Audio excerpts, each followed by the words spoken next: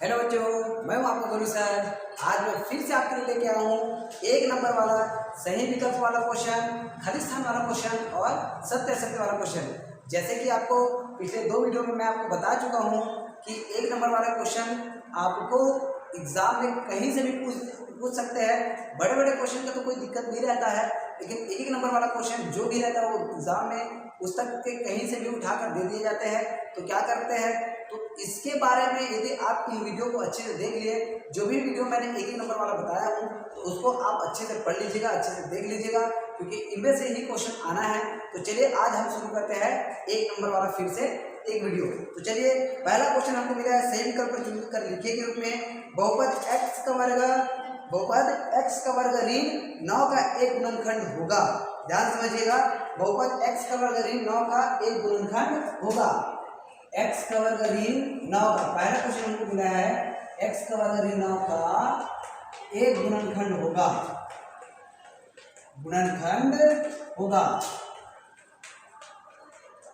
सही विकल्प चुनकर लिखिएगा है। तो आपको क्या करना है, इसमें का मैं आपको ऑप्शन बताता हूँ। इस क्वेश्चन का बस आपको मैं ऑप्शन बताता हूँ, आप थोड़ा सा दिमाग लगाइए कि इसमें कौन सा ऑप्शन आपका आंसर लेना है। तो पहला मिला है हमारा x धन 9, दूसरा मिला है हमारा x ऋण 9 और तीसरा मिला है हमारा x धन 3 और चौथा मिला है हमारा x ऋण 8। अब आप इस क्वेश्चन को देखेंगे तो आपका तो दिमाग ये चल गया होगा कि x ऋण 8 का तो यहाँ पर कोई रोल ही नहीं है। ये आपने समझ में आ गया आपको कि x ऋण 8 का तो यहाँ पर कोई रोल है नहीं। तो इनमें से आपको ढूंढना है। तो आपका दिमाग कौन सोच रहा है, आप एक बार वीडियो को पॉज कर लीजिए, उसके बाद आप आंसर दीजिएगा। अब मैं आपका आंसर बता देता हूँ, इसका आंसर क्या होना है। तो आप क्या करेंगे, इसका x ऋण 9 को आप लिखेंगे x का वर्ग ऋण 3 का वर्ग। अब x का वर्ग ऋण 3 का वर्ग आपका फॉर्मूला बन गया a का वर्ग ऋण b का वर्ग, और a का वर्ग ऋण b का वर्ग का सूत्र होता है a प्लस b और a माइनस b, मतलब x धन 3 और x ऋण 3। इनमें से जो कोई आपके ऑप्शन में दिया होगा वही आपका सही आंसर होगा, नहीं x धन 9 होगा, नहीं x ऋण 9। आपका आंसर क्या होगा, x धन 3।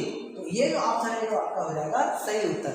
तो इस तरीके से आपको क्वेश्चन घुमा कर दे सकते हैं। आप यदि सोचेंगे तो क्या सोचेंगे, या तो x प्लस 9 को सोचेंगे या तो x ऋण 9 को सोचेंगे, लेकिन आंसर आपका एक्चुअली में कौन आया, x धन 3। तो इस तरीके से आपको इसीलिए मैं कह रहा हूँ कि एक नंबर का क्वेश्चन आपको कहीं से भी उठा के दे सकते हैं। तो इस वीडियो को आप जरूर पूरे देखिएगा। अब हम बढ़ते हैं क्वेश्चन नंबर 2 की ओर। मूल बिंदु के निशान होते हैं। दूसरा क्वेश्चन हमको मिला है मूल बिंदु के निशान होते हैं। ये तो आपको पता होगा, अध्याय 6 का क्वेश्चन है। मूल बिंदु का निर्देशांक होते हैं, तो क्या होते हैं, चलिए बताइए, सोच लीजिए थोड़ा सा क्या होता है। ये होता है हमारा शून्य। कई बच्चे सिर्फ शून्य लिख देते हैं, सिर्फ शून्य नहीं होता है। कोई भी बिंदु का निशान होता है वो हमेशा एक मान x का एक मान y, मतलब 2 मान होता है हमारे पास। तो इसको हमको लिखना है 0 तो ये मिला आपको ऑप्शन नंबर बी में। इसका बी जो आंसर रहेगा वो है आपका सही उत्तर। अब बढ़ते हैं हम क्वेश्चन नंबर 3 की ओर। क्वेश्चन नंबर 3 में हमको मिला है 2 sin थीटा बराबर करनी 3 हो तो थीटा का मान होगा। 2 sin थीटा बराबर करनी 3 हो तो थीटा का मान होगा। चलिए थोड़ा सा वीडियो पॉज कर लीजिए, फिर बताइए क्या होगा। इसमें आपको मिलना है sin थीटा बराबर करनी 3/2। हमने क्या किया, 2 को पक्षांतर कर दिए, गुणा से कर रहा है भाग, तो ये हो जाएगा हमारे पास sin थीटा वाले लाइन में करनी 3/2 किसका मान होता है, sin 60 अंश का। तो sin थीटा बराबर sin 60 अंश। तो यहाँ से sin और यहाँ से sin कट गया और थीटा का मान कितना निकल गया हमारे पास, 60 अंश। कितना निकल गया, 60 अंश, मतलब यहाँ पर थीटा का मान क्या होगा, 60 अंश। तो इसमें आपको दिया ऑप्शन नंबर सी में, तो ऑप्शन नंबर सी हो जाएगा आपका सही। अब हम बढ़ते हैं क्वेश्चन नंबर 4 की ओर। क्वेश्चन नंबर 4 में हमको मिला है, एक दिया है आकृति में हमको दिया गया है डी की समांतर BC। एक आकृति हमको दिया है इस तरीके से, इसमें हमको दिया है आकृति ABC और इसमें DE समांतर दिया है BC के, मतलब ये दोनों रेखाएं कैसा है, समांतर है। और AD का मान मिला है 6 और DB का मान मिला है हमको 3। इसका मान मिला है 6 और इसका मान मिला है हमको 3। और यहाँ पर लॉजिक ये है कि आपको निकालना है मान ए ई बटा ई सी का। इसका मान निकालना है ए ई बटा ई सी का। तो आपको याद आ रहा होगा एक कौन सा अध्याय का प्रमेय है, ये है अध्याय 11 का पहला प्रमेय जो आपने पढ़ा है, कौन सा, थेल्स प्रमेय। तो आपको पता होगा थेल्स प्रमेय क्या होता है, ए डी बटा डी बी बराबर ए ई बटा ई सी। मतलब ए ई बटा ई सी की जगह हम ए डी बटा डी बी लिख सकते हैं। तो इसका मान हमारे पास मिल जाएगा ए ई बटा ई सी की जगह हमें ए डी बटा डी बी, क्योंकि इधर का मान जो आएगा और इधर का मान जो आएगा वो आपस में बराबर होता है।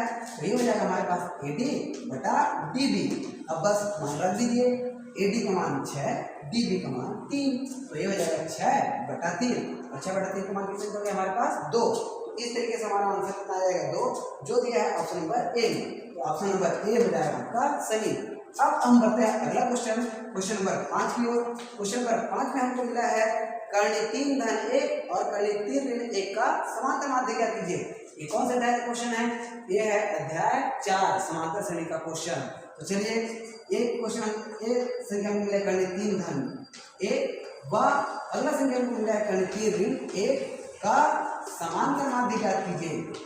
समांतर माध्य होगा, ये क्या होगा, देखिए पहला अंक हमको मिला है ए और दूसरा अंक मिला है हमको बी। ए और बी के रूप में जब संख्या मिल जाए तो उसका समांतर माध्य कैसे निकालते हैं, समांतर माध्य निकालने का सूत्र होता है ए धन बी बटा 2। ए के जगह कर्णीय 3 धन 1, चलिए लिख दीजिए कर्णीय 3 धन 1 धन बी के जगह मिला है कर्णीय 3 ऋण 1, हो गया कर्णीय 3 ऋण 1 और इसके बटा में हो जाएगा क्या 2।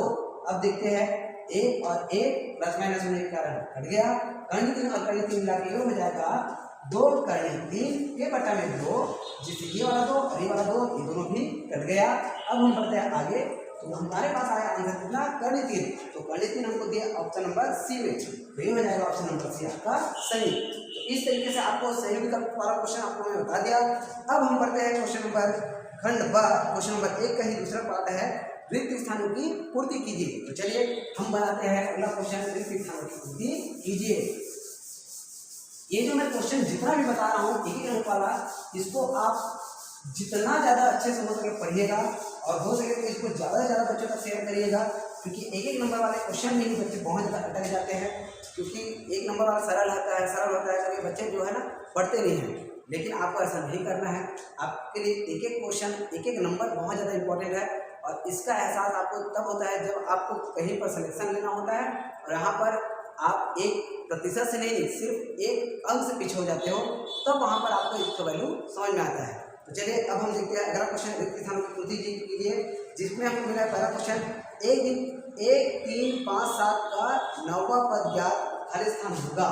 श्रेणी हमको मिला है रिक्त स्थानों की पूर्ति कीजिए। हमारा क्वेश्चन है 1 3 5 7 का 9वां पद खाली स्थान होगा। तो ये तो हमारा समांतर श्रेणी का प्रश्न है। 9वां पद खाली स्थान होगा मतलब n के दिशा में आगे हमारे पास 9, प्रथम पद मिल गया हमको 1, सर्वांतर मिलता है अगला मैंने पूछना मतलब 2, a का मान मिल जाएगा हमको 1, सर्वांतर b का मान मिल जाएगा 3 ऋण 1 मतलब 2 और n का मान मिल जाएगा हमारे पास 9। कौन सा पद ज्ञात करना है, 9वां पद ही ज्ञात करना है। 9वां पद मतलब a9 और a9 का सूत्र क्या होता है a प्लस 9 ऋण 1 इंटू डी। ये हमारे श्रेणी के 9 पद का सूत्र होता है, लेकिन n के लिए हमको 9 मिला है तो 9 ऋण 1। मैं आपको सीधा सीधा सॉल्विंग स्टेप में बता रहा हूँ इसको। तो a का मान हमको मिल गया है 1 धन 9 ऋण 1 मतलब हो जाएगा 8 इंटू b का मान हमको मिला है 2, ये हमारे पास 2। अब पहले हम को हल करते हैं। 8 दूनी 16 और 1 मिलाकर हो जाएगा कितना 17। तो इसका आंसर कितना मिल जाएगा हमको 17। तो आपको इसको लिखने की आवश्यकता नहीं है और नहीं आपको प्रश्न को लिखने की आवश्यकता, आप डायरेक्टली उत्तर लिखेंगे क्या 17। तो 17 हो जाएगा हमारा आंसर। अब चलते हैं हम अगला क्वेश्चन की ओर, जिसमें हमको मिला है रेखा y बराबर 7x ऋण 5 की प्रवणता खाली स्थान होगा। प्रवणता मतलब हमको मान निकालना है किसका, m का। किसका मान निकालना है, m का। तो चलिए y बराबर हमको मिला है 7x ऋण 5। दूसरा क्वेश्चन हमको मिला है y बराबर 7x ऋण 5 की प्रवणता ज्ञात करना है। प्रवणता खाली स्थान होगा। अब देखिए सिंपल सी बात है, ये जो हमको मिला है रेखा का समीकरण, इसकी तुलना कर देंगे हम रेखा के ही समीकरण से। तो रेखा का समीकरण का सूत्र होता है y बराबर mx प्लस c। अब हमको बाकी सबसे कोई मतलब नहीं, हमको निकालना है क्या प्रमाणता मतलब n का मान, और n की जगह कितना दिया हुआ है हमको 7, मतलब n का मान हमको यहाँ पर मिल जाएगा कितना 7, तो यही 7 हो जाएगा हमारा आंसर। अब देखिए हम अगला क्वेश्चन, तीसरा नंबर का क्वेश्चन क्या प्राप्त किए हैं। तीसरा नंबर का क्वेश्चन हमको मिला हुआ है एक वर्ष में तिमाही की संख्या खाली स्थान होती है, तो आप ऐसे ही लिख सकते हो तिमाही मतलब 3 कितने बार आएगा 12 में, 12 क्यों ले रहा हूँ क्योंकि एक वर्ष में कितना माह होता है 12 माह होता है, तो 12 माह को आप डिवाइड करते जाइए 3 3 3 करके, तो 3 3 3 में डिवाइड करेंगे तो एक माह में कितने बार तिमाही आएगा 4 बार, सिंपल सी बात है। तो एक वर्ष में खाली स्थान तिमाही होता है, खाली स्थान तिमाही या तिमाही की संख्या खाली स्थान होती है, जैसे भी बोल सकते हैं तिमाही की संख्या खाली स्थान होती है। तो आपको भी बता दिया तिमाही की संख्या कितना होता है 4 होता है, कितना 4, तो आप सीधा सीधा उत्तर लिखेंगे क्या 4 को। अब हम बढ़ते हैं क्वेश्चन नंबर 4 की ओर।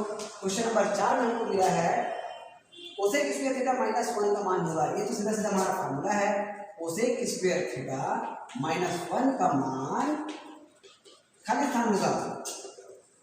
स्थान होगा। तो चलिए बताइए इस वीडियो का इस प्रश्न का उत्तर क्या होना है। कोसेक स्क्वायर थीटा माइनस 1 इसका सूत्र होता है, याद करिए क्या होता है कॉट स्क्वायर थीटा, क्या होता है कोसेक स्क्वायर माइनस 1 का मान होता है कॉट स्क्वायर थीटा। अब हम बढ़ते हैं क्वेश्चन नंबर 5 की ओर। क्वेश्चन नंबर 5 में हमको मिला है चक्रीय चतुर्भुज के सम्मुख कोणों का योग खाली स्थान होता है। ये प्रमेय आपको याद होगा, चक्रीय चतुर्भुज के सम्मुख कोणों का योग 180 अंश होता है, क्या होता है 180 अंश। इसी से आपको उत्तर लिखना है चक्रीय चतुर्भुज के सम्मुख कोणों का योग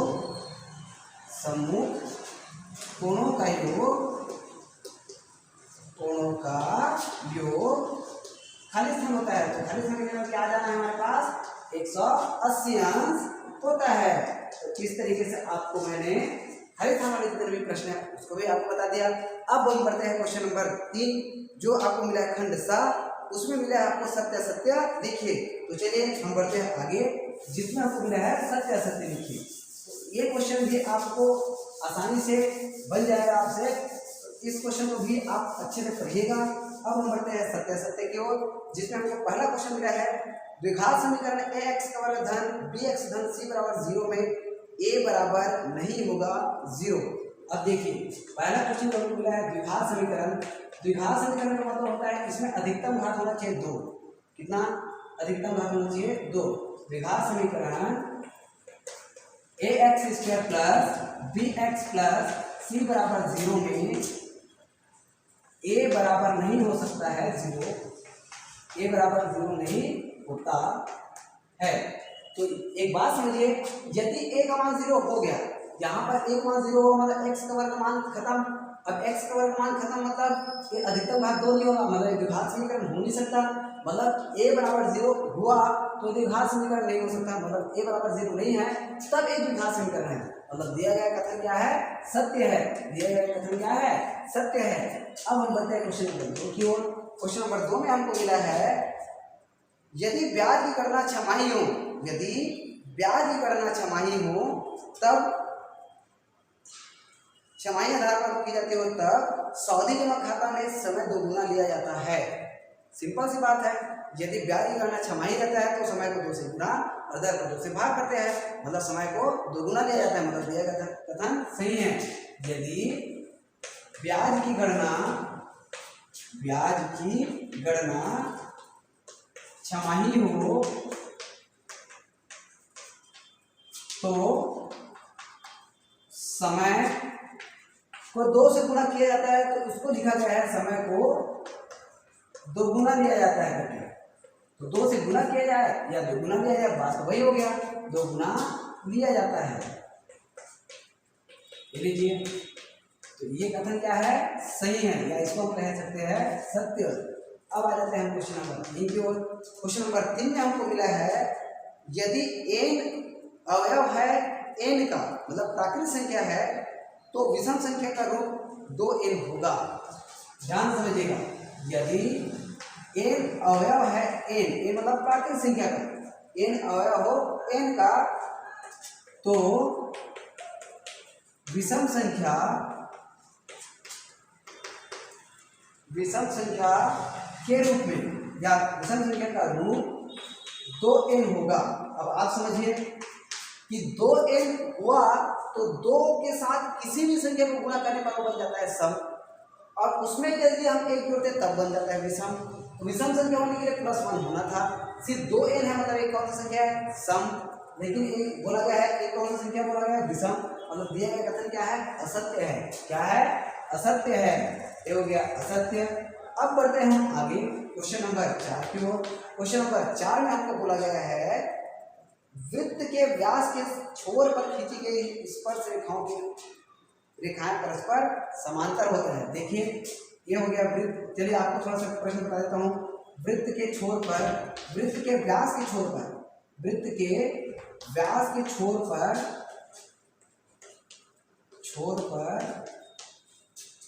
वृत्त के व्यास के छोर पर खींची गई स्पर्श रेखाएं, खींची गई स्पर्श रेखाएं समांतर होते हैं, स्पर्श रेखाएं समांतर होते हैं। तो एक बात समझिए, चित्र से आपको स्पष्ट हो जाएगा होते हैं। ये देखिए मैंने एक बना दिया वृत्त और इसमें मैंने ले लिया एक व्यास, जो वृत्त के केंद्र से होकर जाता है वो रेखाखंड क्या कहलाता है व्यास। अब इसके छोर पर हमने खींचा है 2 स्पर्श रेखाएं, ध्यान दीजिएगा। ये देखिए मैंने इसके छोर पर एक स्पर्श रेखा खींच दिया, दूसरे छोर पर दूसरा स्पर्श रेखा खींच दिया। अब देखिए दोनों स्पर्श रेखाएं समांतर है कि नहीं, आपको अच्छी तरह से स्पष्ट दिख रहा है कि दोनों रेखाएं कैसा है समांतर है, मतलब दिया गया कथन क्या है सत्य है, दिया गया कथन क्या है सत्य है। अब चलते हैं हम क्वेश्चन नंबर 5 की ओर। क्वेश्चन नंबर 5 में हमको मिला हुआ है समरूप त्रिभुज के संगत कोण बराबर होते हैं। समरूप त्रिभुज के